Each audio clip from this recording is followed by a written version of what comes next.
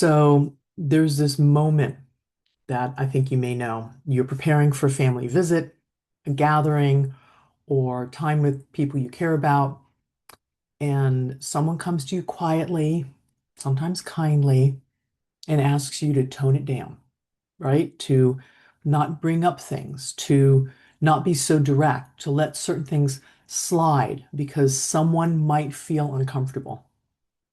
So they're not accusing you, there's no fight, there's just this simple request that lands with a whole lot of weight.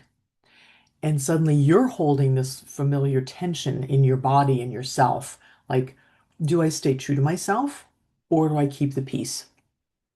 So if you know this experience, that's what we're going to talk about today. All right. And it's not about how you win an argument or how not to confront someone or how to avoid conflict at all costs. That's not what we're talking about. We're going to talk about how you can remain authentic and kind at the same time, even when someone else feels fearful or discomfort in the presence of that honesty. Okay. Hi, I'm Leezá Steindorf. I'm an international leadership coach, a member of the Forbes Coaches Council. And for decades, I've been helping people around the globe actually think more clearly, trust themselves, and act from a sense of inner strength and integrity, even when things get tough. So, this is not therapy, and it's not about emotional processing, and it's not even advice about how to manage family dynamics. It's about how to stand inside yourself calmly and cleanly and when there's pressure from others to be less or different or tone down who you really are. So that's what we're going to talk about. And trust me, I have been there so often, it's amazing. Okay. So if this kind of grounded, real world guidance and conversation is useful to you, you're welcome to subscribe. The videos that I put out, they all kind of weave together and build a network, if you will, of information and tools. So recently I was in a conversation with someone I truly love. Okay. And we were talking about an upcoming family visit. And there was lovely, kind, caring tone, protective, just really not sweet. And at one point, the person said something like, well, I'm just wondering if maybe you could not be so direct if things come up. It makes someone in the family feel uncomfortable. It's scary to them. Okay? So they weren't being hostile and there was nothing dramatic, but I felt something very clear land in me heavily. And this sudden pull, God, familiar pull to make myself smaller and not be how I really am. And not because I wanted to, but because I could see this whole picture, right? I understood their fear. Understand how this person operated, the one they were referring to. I know their history, and I also understand why the request was made. Okay, it made sense. And still, it just didn't sit right. Because what was happening actually was pretty simple. A request was being made of me for me to manage somebody else's discomfort by editing my authenticity. So, and what I then added to that internally was this familiar question, am I being asked to be kind or actually to just disappear or be another person? And that question, that judgment, if you will, about myself really matters because there are many thoughtful, relational people that confuse kindness with self-suppression, especially when somebody else's fear is present. Like, I need to be different. I need to be less than. I need to watch my P's and Q's so that that person won't feel uncomfortable, be frightened, shy away, right? So, and I noticed it in my body before I ever have words for it. I just am very somatically oriented. I felt heavy and my body felt constricted. My chest and throat were tight. And there's this old pattern to edit myself, right? To scan ahead and decide, well, what parts of me are allowed and what parts aren't allowed. And that's the moment that people usually override themselves very politely. And I know that feeling, but I also know that that kind of request or me agreeing to it, me shutting down or making myself small, never goes well. Not for me anyway. So in this particular situation, I paused and I wasn't going to argue or defend myself, but I paused long enough to come back to myself. So just try this out right now. Just pause for a minute. If there's something that you can think of, a place, a person, a situation where you've been asked to be less than, smaller, different than you actually are. So take this moment, think of that, and you don't even have to change anything. And you don't have to replay the conversation. Just feel what that feels like in your body when you're being asked to be different than who you really are. Where do you feel pressure? Or where do you feel like you're holding back? Yeah, and you can even like put your hand there, right? I said I feel my chest contracts. And just let that place in your body sink, open, just settle, even if it's just like a hair. Okay, so get that groundedness, come back to that place in yourself. Then you can ask yourself, what would it be like to stay kind without leaving myself? And you don't even have to answer that question. Just what would it be like to stay me and be kind? And just notice what happens for you. So that's what I did, and this is what came clear to me. They weren't telling me I was cruel, and wasn't being accused of attacking anyone, but there was a very clear request for me to abandon the real me, really, to abandon my integrity and try and manage somebody else's fear. And that distinction is really important because somebody else's discomfort does not mean you're doing something wrong or that there's something wrong with you. People can feel fearful when there's honesty, or they can feel uncomfortable when a pattern arises and the way that they usually operate is being bumped up against.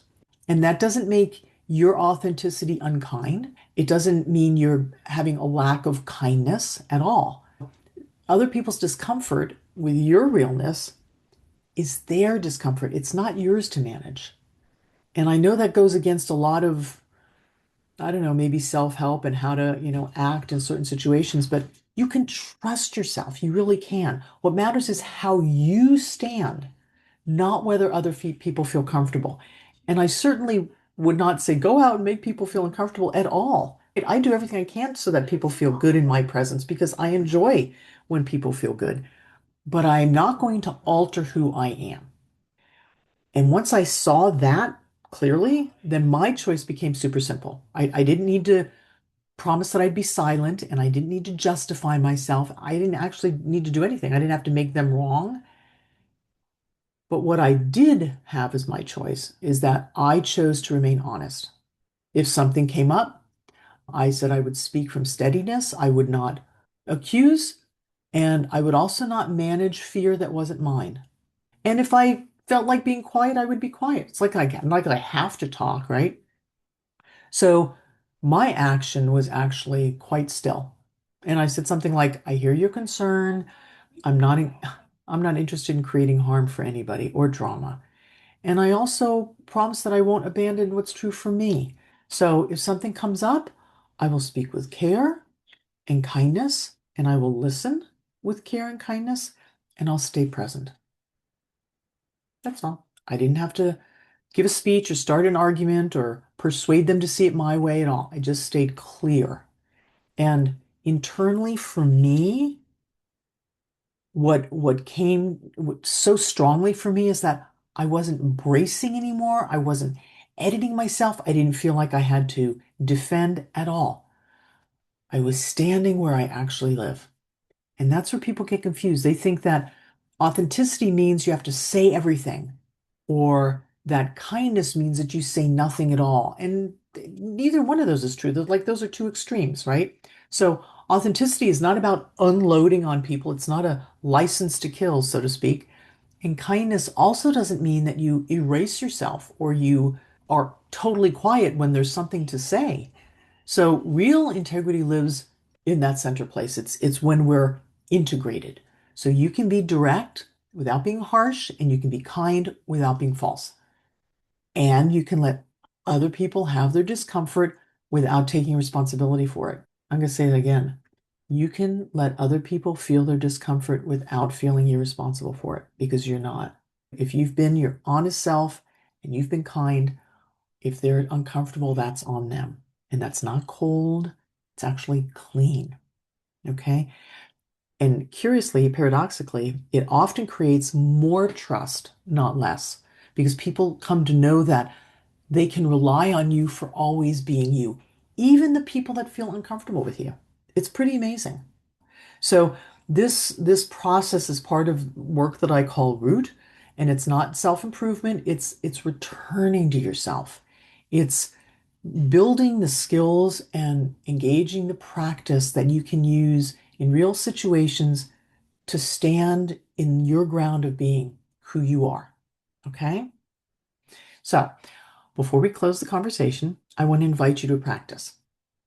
For just one day, just try it out for one day. You can do more, but let's just commit to one day as my invitation, that you note the times, if you want to write them down in your phone, in a notebook, whatever, or just for yourself, bring to awareness, the times that you depart from being the real you, when you maybe refrain from saying something that is important to you, or you agree to something that actually you don't want to do, or you are quiet when you don't want to be, or you go small or try and bend or whatever it is, because you think or you've been told that someone could feel hurt otherwise, or they'd be uncomfortable, right? Or they'd be irritated.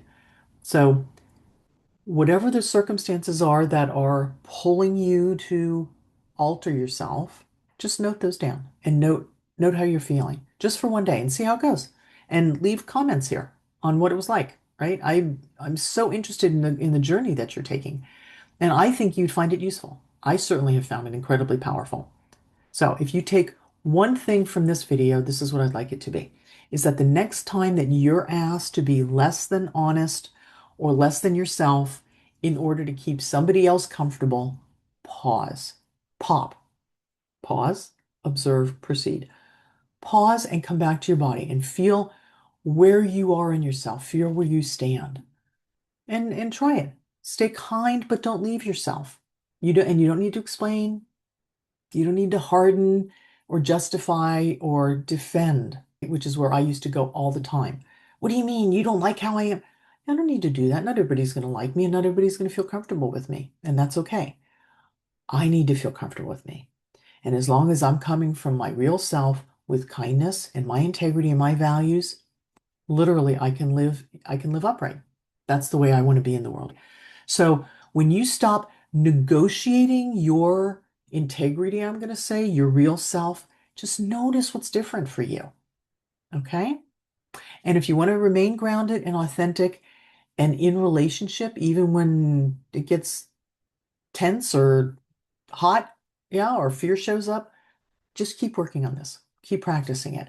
And there are other videos. So if this was useful to you, you're welcome to subscribe. Check out the other videos. And when you subscribe, you'll know when new ones come out because these teachings all weave together and support each other. Okay. And if you want to go deeper or you need support, you're always welcome to connect with me at my website. All right.